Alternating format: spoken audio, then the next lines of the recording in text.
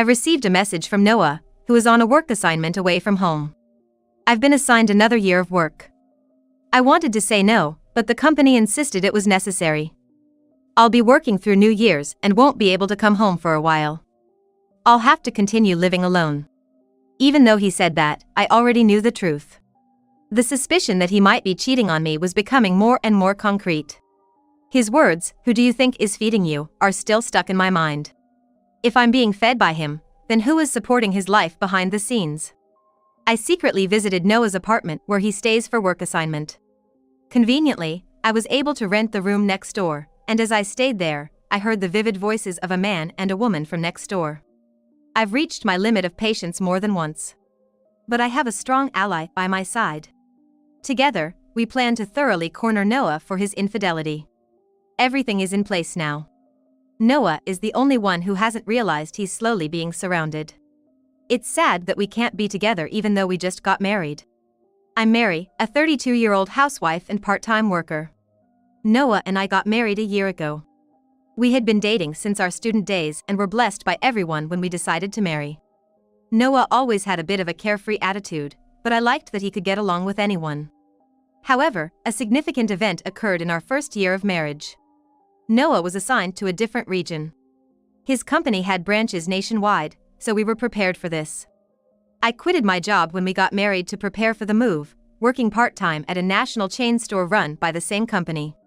When I started preparing for the move, Noah said something unexpected. "I want to go on this assignment alone, not as a transfer."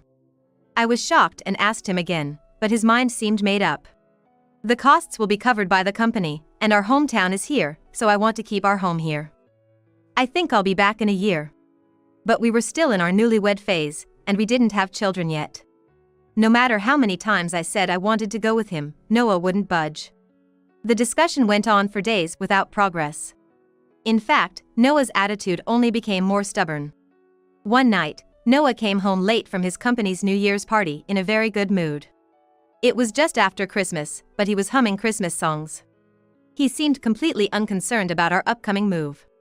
"Man, I got gifts from some girls. I guess I'm pretty popular."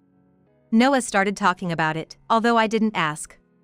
He seemed like a child excited about a field trip. "You don't seem lonely at all. Aren't you worried about living alone?" "I've lived alone before, I'll be fine." "Aren't you sad about being away from me?" "Don't talk like a kid. Can't you even handle that much?" Noah got sullen when I dampened his spirits. "I want to go with you," I muttered, and Noah kicked the table hard. "The work assignment is settled. Don't nag about something that's already decided. It's my job, so I have no choice. Who do you think is feeding you?" After seeing Noah's attitude, I swore to myself not to talk about moving anymore. And so, as planned, Noah moved to his work assignment at the start of the new fiscal year. He's been assigned to a place about a 3-hour train ride away, in a colder region. After Noah left, I went straight to the pet store and bought a small indoor dog to ease my loneliness. A new life began. Noah doesn't cook at all. I made a week's worth of meals and sent them to Noah's place every week by courier. It was quite a bit of work to prepare the meals all at once, but I couldn't help but do my best when he said, "I want to eat your cooking." I also paid for the groceries, so essentially, I was bearing the cost of our household's food expenses. Even after he moved, Noah came back here almost every week. He said my cooking made him feel better. I was more than happy to hear that, and I told him several times that these moments made enduring the daily loneliness bearable. At some point, Noah's souvenirs started to become more luxurious. Initially, they were just local snacks, but now he's buying expensive items sold in department stores. To save on living expenses, Noah deliberately chose to live in a cheap apartment. I did receive some money from Noah, but I couldn't indulge in luxury without him and cut down on expenses as much as possible.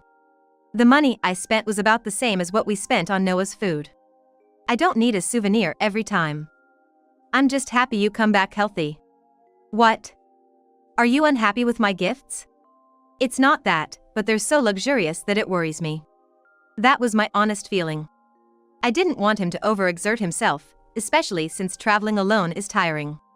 "Since when did you become someone who can't accept someone's actions sincerely?" Noah lost his temper and threw the cake he brought as a souvenir on the floor. Looking at the ruined cake, I felt like crying. That's not what I meant. It's annoying to be with you. I'll go back today without staying over. I panicked. The last train was approaching. But Noah just picked up his bag and left the house. When I hurriedly followed him, I noticed Noah on the phone with someone, just a little way from the house. Yeah, that's right. My wife is terrible. Can you come out tonight?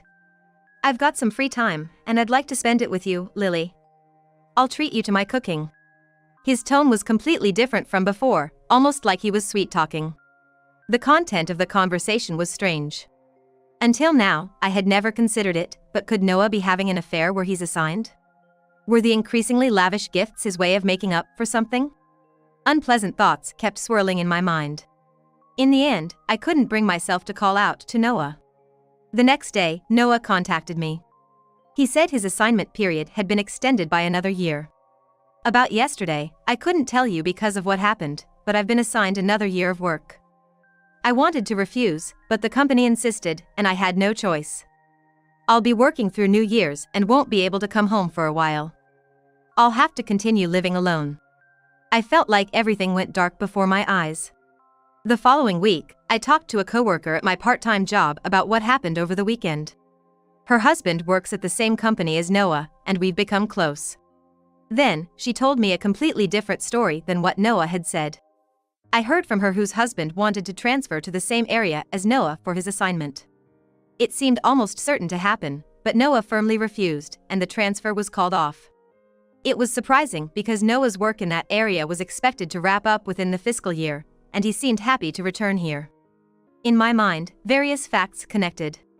Noah must be having an affair at his assignment location. Perhaps he didn't want to leave his affair partner and requested an extension.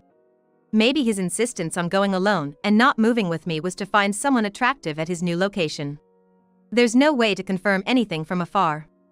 Frustrated and restless, I spent time. I used a long weekend to secretly visit Noah's residence. I had been strictly forbidden from visiting him there, so this was my first time in the area since we moved.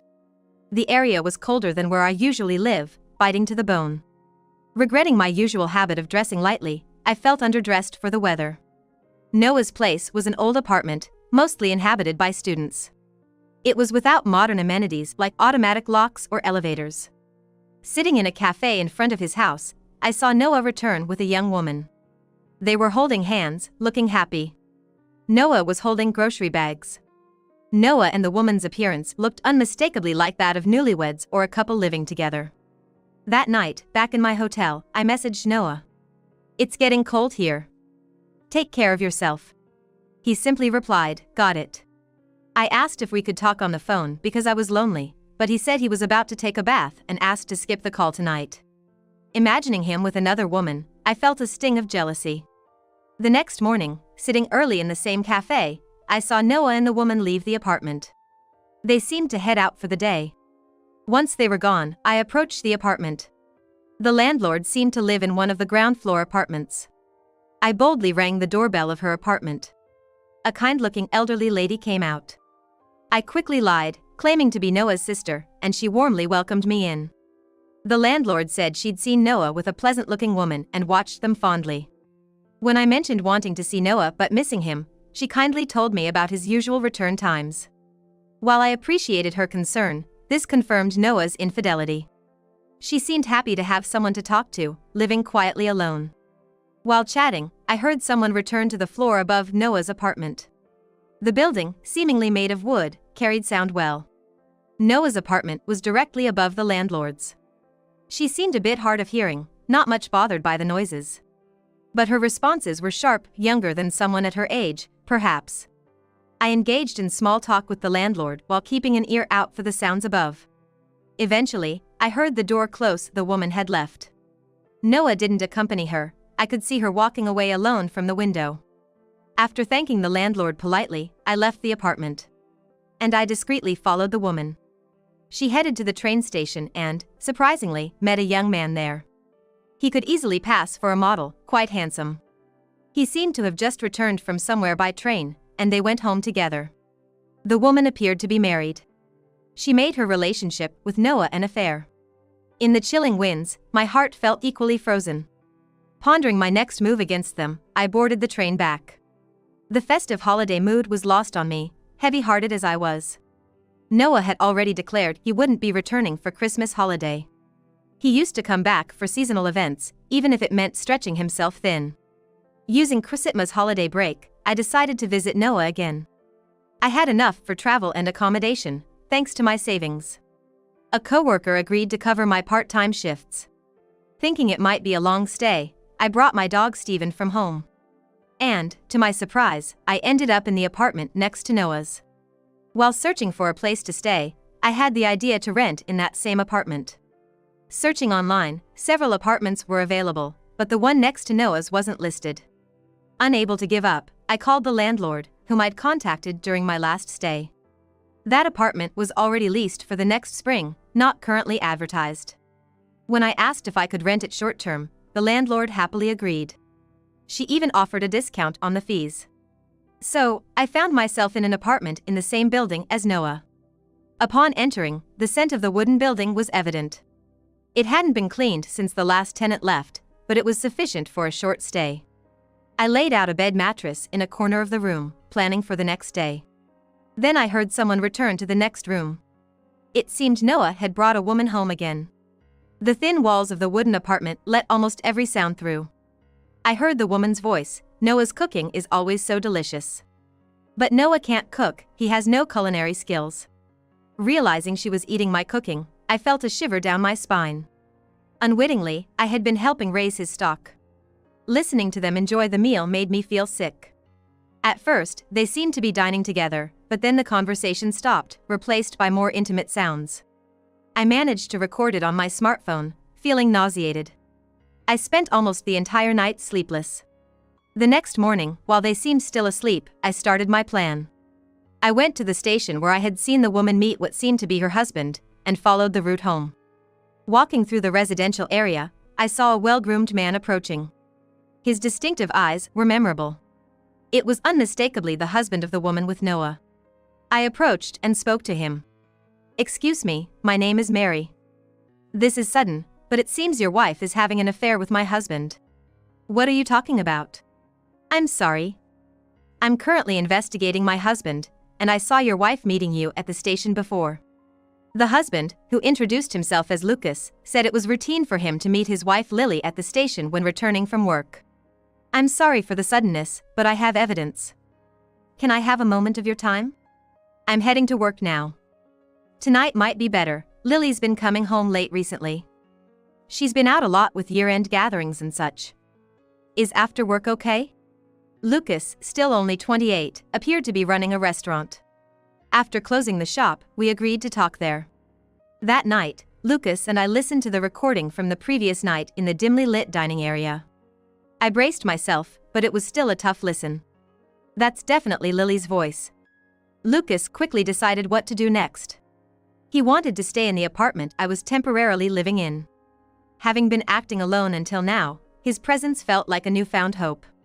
Though a stranger, Lucas was also directly involved. I couldn't ask for a more solid partner in this situation. Lucas hurriedly packed up at home and came to my room. My dog Steven joyfully ran to him, instantly taking a liking. "I'm glad. Lily hates dogs, so we couldn't have one at home," he said quietly, ensuring next door couldn't hear, as he affectionately played with Steven. Next door, it seemed Lily had come to Noah's room again. They sounded festive, with year-end approaching. And their caution about the affair seemed to be fading. Soon, those all-too-familiar intimate sounds began again. Lucas, now certain of the affair, bit his lip, listening intently. I pressed my ear against the wall but accidentally made a thump. The sounds from next door stopped momentarily. Lucas and I communicated in writing to keep quiet. He wrote, "That's good. Let's do more." We began to rhythmically knock on the wall in time with the noise next door. Each time we made a sound, their noise paused, amusing us to no end. Our notes escalated, faster. Like a samba rhythm. We got carried away, beating the wall enthusiastically. Steven seemed to enjoy the rhythm too, tapping his feet. Of course we laughed silently. It was funny how the sounds from next door paused every time we knocked on the wall, but what was truly adorable was Steven getting excited and dancing to the rhythm. Eventually, Noah couldn't stand it any longer. Supposed to be an empty room next door. I'll check it out. I heard the door open, then our intercom rang. Lucas wrote, "I'll handle it," and went to the door. He decided to talk through the door. He pinched his nose to disguise his voice. "Hey, it's kind of noisy. Sorry, I'm moving in, can I come by later to say hello?" Noah sounded flustered. "Now? If it's just greetings, please another time. I'm busy right now." We heard Noah's footsteps returning. I whispered a comment. "Lucas, Noah doesn't know you, so you didn't really need to pinch your nose, did you?" "Well, you never know," Lucas said, still pinching his nose. We found it funny and again had to stifle our laughter. The situation next door wasn't as lighthearted. They seemed to completely put off, no more strange noises, but instead, they started arguing. "It's your fault for not complaining about the noise earlier, they just kept being loud. Why didn't you go then? Hurry up and get dressed, you look ridiculous." Their argument escalated, exposing each other's flaws. "Noah, you always act so bossy when you're in a bad mood. I'm not your subordinate." It was undoubtedly the usual Noah. I recorded everything without missing a beat. In the midst of their fight, I sent Noah a message. "So you're not coming back for New Year's. Makes me suspect you're cheating." The fight paused, and his reply came quickly. "That's rude. If I were cheating, I'd pay you any amount of alimony." I mentally noted his words. Lucas had the day off from his restaurant the next day, but he left early in the morning to clean it up. He then safely made it to my apartment without Noah noticing. We decided to cook dinner together. I'm pretty good at cooking, but I'm no match for Lucas, the professional. Cooking together felt like making a new friend. While we were eating, we heard talking from the next room. Noah seemed to be on the phone. "Oh. You're free today? Come over then." They had apparently made up after last night's fight. Soon, it seemed Lily had arrived. And those irritating sounds started again in the afternoon. "Here's our chance," Lucas wrote on a piece of paper. We finally decided to confront them. I rang Noah's doorbell. There was a scramble of noise, and soon a disgruntled Noah appeared. He was surprised to see me, eyes wide, speechless. We even brought Stephen along for the confrontation. "What are you doing here?" Explanations later. "It's cold, can we come in?" With that, we barged into the room. Lily was wrapped in a blanket on the bed, turning her back to us. "What are you doing here? And who's that guy with you?"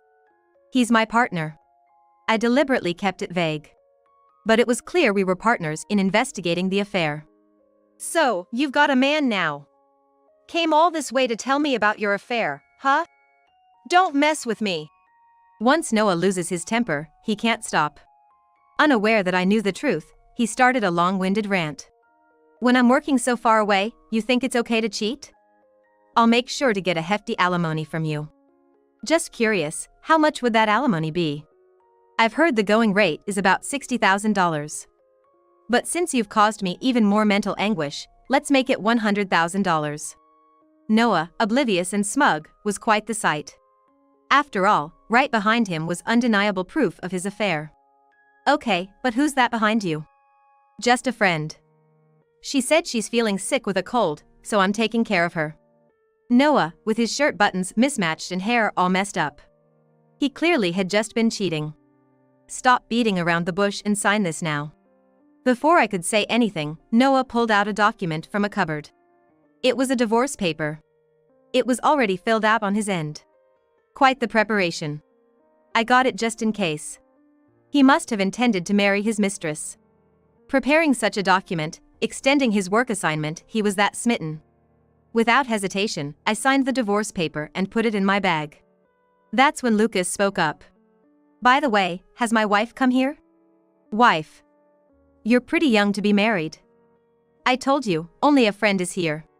Lucas walked over to the bed and pulled off the blanket. There lay Lily in a compromising position. "Lucas, why are you here?" "Lily, you know this guy?" "She's my wife." Noah looked utterly shocked. "Lily, you said you were single, didn't you?" "I never thought I'd get caught." "How did this happen?" "That's my line. This whole ordeal has been one of the most unpleasant experiences of my life. No need for explanations. You two were having an affair. Lucas pulled out a divorce paper from his pocket and thrust it at Lily. You know what to do, right? Lily reluctantly started to sign the paper. It's okay. We're getting divorced. You can be free with Noah now. It was just for a limited time. Lucas is clearly more handsome and has more prospects. I never really intended to leave Mary. It was just a momentary lapse. Preparing divorce papers and saying that unbelievable. If it wasn't serious, that makes it even worse. Noah was pacing around the cramped room. The sound of his footsteps must surely be heard by the landlord. Stop it, it's noisy. This apartment carries sound easily. I played the recordings from my phone. The recordings of their noises and arguments were playing. And I showed Noah's message. You said you'd pay me hundreds of thousands in alimony, right? Noah, resolute, knelt at my feet. Forgive me. I was wrong. I won't cheat again. Please call off the divorce. It's not that easy. I've suffered emotional distress, so just alimony won't cut it. Getting caught cheating while on assignment is unprecedented. If this gets out, I can't stay at the company. Please. Don't worry, I'll contact your company myself. Noah was almost in tears. Lily also started sobbing. Lily, did you enjoy your limited-time affair? But it's over now. You're done. Why don't you get dressed? Lucas, unfazed, kept presenting the divorce papers to her. Slowly, Lily got dressed and finally signed the divorce papers. Noah suddenly stood up and started kicking things around the room in frustration. In his irritation, he kicked Stephen's cage, lost his balance, and fell. The cage door opened, and Stephen bit into Noah's thigh. Normally quiet and not one to bite, Stephen's grip was strong. Noah cried in pain. His pathetic state made Lucas point and laugh. I, too, couldn't help but laugh, thinking how silly I was to endure loneliness for such a person. Dog-hating Lily screamed and fled to a corner of the bed. Eventually, she sat stunned, her dreams shattered by the sight of foolish Noah. I returned home and reported everything to Noah's company. While there was no official reprimand for the affair, the news spread through every corner of the company. Especially the woman who first took my call at the company, known behind the scenes as the broadcast station, seemed to have spread the rumors far and wide without any prompting from me.